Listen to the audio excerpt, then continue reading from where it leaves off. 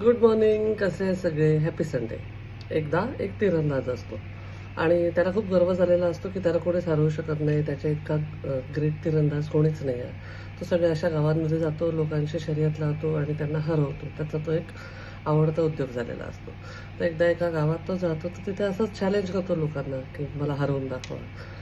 तर त्या गावातले लोक त्याला सांगतात की ह्या गावातला जो प्रधान होता तो खूप महान तीरंदाज होता.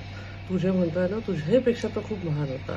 आणि आता त्याने संन्यास घेतलाय. तो तिकडे असं एका पहाडावर कुठेतरी राहतो. पण तू असं समजू नको की तू जगातला श्रेष्ठ आहेस, कारण तुझ्यापेक्षा श्रेष्ठ आम्ही पाहिलेला आहे. तर आता ह्याची पण उत्सुकता वाढते की कोण आहे तो, आणि तो पण असा शोध घेत घेत एकदा असं फिरता फिरता पहाडावर त्याच्या लक्षात येतं की तिथे तो तीरंदाज राहतो.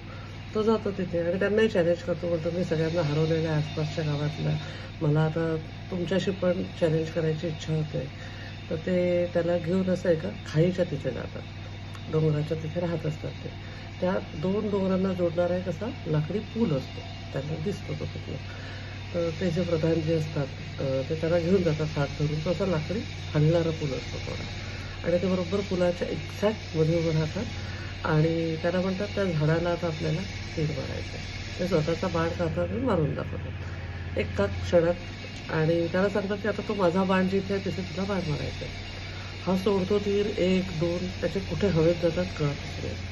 मग ते त्याला घेऊन येतात वापस आणि त्याला सांगतात की तू धनुष्य आणि तीरवर तर खूप कंट्रोल केला आहे, पण तू तुझ्या मनावर कंट्रोल नाही केला आहे. ज्या दिवशी तू तुझ्या मनावर कंट्रोल मिळवशील त्या दिवशी तू कुठेही उभा असलास तरी परफेक्ट तीर मारू शकशील. कसं असतं आयुष्यात, आपण कधीच शिकणं थांबवलं नाही पाहिजे. आपण 20 वर्षाचे असो की 80 वर्षाचे असो, जेव्हा आपल्याला आपल्याला सगळं येतं आहे किंवा आपल्याला सगळं आलं आहे हा भाव येतो, तिथे आपली प्रगती थांबते. कायम जिथे कुठे शिकायला मिळेल शिकत राहा. एक तर शिकल्यामुळे आता नवीन सायन्स जे सांगतं की नवीन गोष्टी शिकत राहिल्यामुळे तुम्हाला ब्रेनचे जे काही प्रॉब्लेम येणार आहे, डिमेन्शिया, अल्झायमर, त्याच्यापासून पण दूर राहता येतं. आणि आपण आता ह्या ज्या आपल्या वयातले सगळे आहोत त्यांना आपल्याला असं वाटतं झालं आहे आता शिकून, पण एखादी नवीन लँग्वेज, एखादं गाणं, एखादं काही कीबोर्ड इन्स्ट्रुमेंट किंवा असं काही जर का तुम्ही छोटे छोटे क्लासेस करून शिकायची तयारी ठेवली ना, तर तुम्ही स्वतःला अपडेट ठेवता आणि स्वतःला डोक्याला बिझी ठेवता.